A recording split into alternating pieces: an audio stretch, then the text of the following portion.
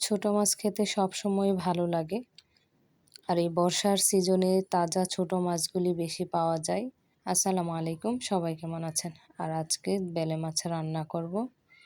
প্রথমে মাছগুলি আমি ধুয়ে নিয়েছি, তারপর সেখানে রসুন বাটা, লবণ, হলুদের গুঁড়া, মরিচের গুঁড়া, ধনিয়ার গুঁড়া, 1 চিল লেবুর রস, একটু তেল দিয়ে ভালো করে মেখে রেখে দিব।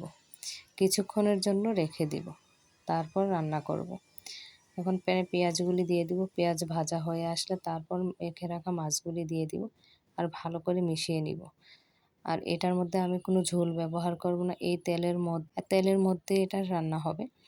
এজন্য আমি শুরুতেই ভালোভাবে মিশিয়ে নিয়ে ঢেকে দেব। আর এটা রান্না করতে বেশি সময় লাগে না, বেলে মাছগুলি এমনিতেই নরম। ঢাকনা খুলে কাঠি দিয়ে নাড়ব না, একটু নেড়ে দিব প্যানটাকে। আর কালারটাও মাশাআল্লাহ অনেক সুন্দর হয়েছে। আর যদি রান্নাটা ভালো লেগে থাকে একটা লাইক দিয়ে যাবেন।